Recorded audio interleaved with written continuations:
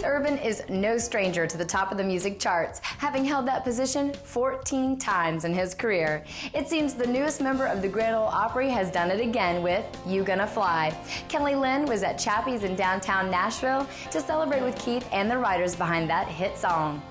We are celebrating a #1 today with You're Gonna Fly. These are the writers and the guys behind the song. How are you? We are fantastic today. We're flying. And we are flying. We're flying now. You're flying. All right, so I have to introduce everybody. We've got Mr. Jaron Johnston, who is Cadillac Black lead singer, and the Low Cash Cowboys, Preston and Chris. Yep. I mean, this is so cool because all the fans know you guys from your bands, and then you write, and you're great writers, and you have written this song for Keith Urban. How did he first hear it?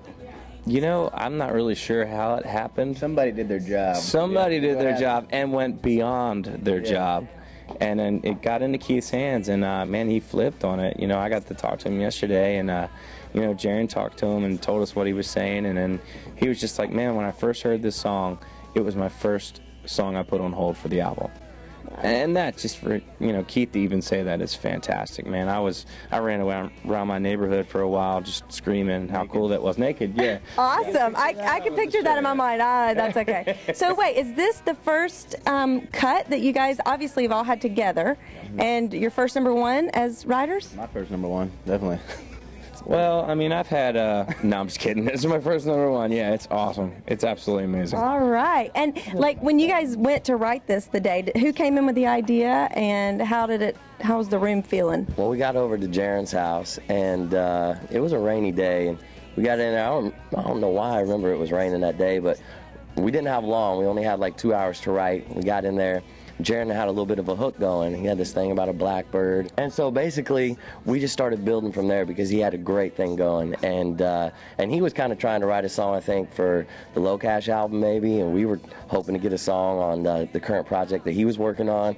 And then the next thing you know, I guess that's what you get when you cross Jaron Johnson with some Low Cash. You get a Keith Urban, you know, song that's flying up the charts. It's crazy.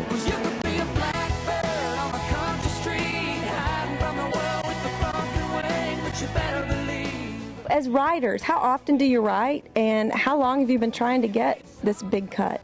Well, I mean, I do it every day. Probably these guys do too. And it's one of those things where I just like, I genuinely love doing it. And so, granted, if you get a cut, that's amazing. If you get a single, it's real amazing. But to be able to do this for a living is pretty rad. And this makes it a lot easier when somebody like Keith picks up a song. And a lot of doors are being opened right now. So it's very cool. When I was with the ranch and we'd written a song and somebody wanted to cut it, and we wanted it for ourselves, you know, because the good songs are hard to come by. And when I heard that you guys had this song, and of course you want to cut it too, I was like, man, I had mixed feelings in wanting to cut it, do you know what I mean? And but I just loved the song. The first time I heard it, it was also the first song. Joe Fisher sent me the song, and it's the first one that I put on hold for the record. It's so cool that this song has so many firsts, man. And first cut for you guys, first #1, first one I put on the record. So I wanted to just say thank you for trusting me with the song, because when you get a song like that, you don't want it to be buried as an album track. Right. That's the other thing. You're like, well, are you really going to make it a single, or is it going to just be buried track 12 or something, or the secret track or something?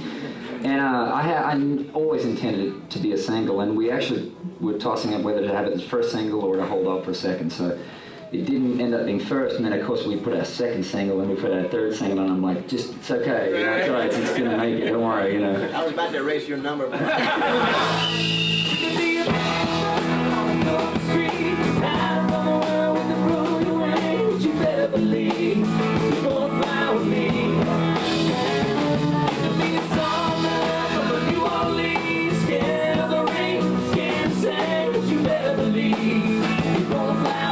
The first time you heard it, were you in your car? Do you remember where you were? Yes, I was in my car, and it came on. It was on 98.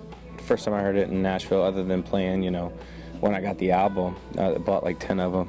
But anyway, when it came on, man, it just, it was surreal, man. I had tears in my eyes, tears of joy, of course, but, everything that all three of us have been working for, for all our lives. You never know some huge artist like Keith is going to pick it up and really dig what we did, and he did, and it's unbelievable. We still have lots more ahead, including a visit with Holler Annie. Stick around to find out more about this pistol of a woman. We'll be right back with more Inside Music Row right after this.